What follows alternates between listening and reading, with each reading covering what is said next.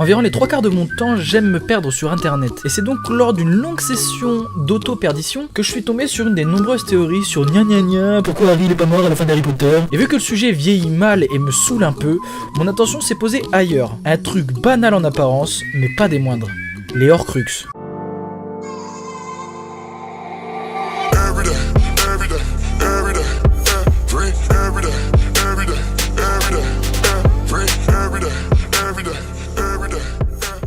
En effet, s'il y a bien un truc qui nous a cassé le crâne quand on était plus jeune, c'est bien Voldy et ses conneries d'Horcruxes finies à la piste des bois. Harry Potter est sorti en France en 2001, je suis de 97, on peut logiquement dire que Harry a bercé mon enfance. Et pourtant, il a fallu que je re-regarde Harry Potter encore 2 ou 3 fois, quelques années plus tard, pour me rendre compte d'un truc. Voldemort est moins Voldemort que Harry Potter. NANI ?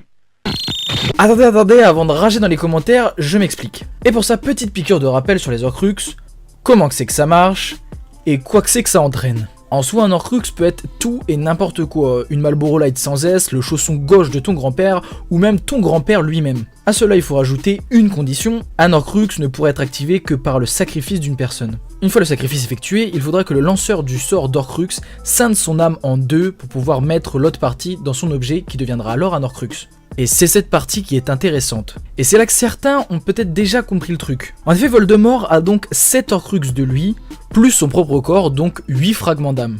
Un de ces Horcruxes est non désiré, vous le connaissez tous, c'est monsieur j'ai le logo de Flash McQueen sur le front.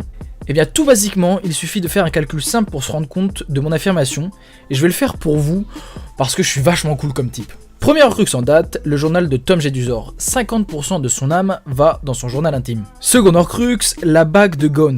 Sur les 50% restants, 25 vont dans la bague. Troisième Horcrux, le médaillon de Salazar Serpentard. Sur les 25%, 12,5 vont dans le collier. Et puis tout simplement, rajoutons à ça la coupe d'Helga Poussouf que vous connaissez comme la coupe de feu, bim, 6,25% d'âme en moins. Le diadème de Rowan à Serre d'Aigle, bam, 3,125% en fumée. Harry Potter, l'Horcrux involontaire, 1,5625% de Voldemort en moins. Et enfin Nagini, le serpent de Voldy, qui prend 0,78125% de Voldemort. Au final, durant la totalité des films Harry Potter, Harry aura eu plus d'âme de Voldemort que Voldemort lui-même. Puisqu'à force de diviser et rediviser son âme à travers tous les Horcruxes, il ne lui reste dans son enveloppe corporelle qu'un peu moins de 1% de son âme, contre Harry et ses 1,5%. Voilà. Merci de m'avoir écouté jusqu'au bout. Si vous voulez d'autres vidéos de ce style, n'hésitez pas à me le faire savoir en commentaire. Ce sujet me paraissait plutôt intéressant et je l'ai pas vu ressortir beaucoup de fois. Mais enfin, d'ici là, portez-vous bien et bien sûr, mes faits accomplis.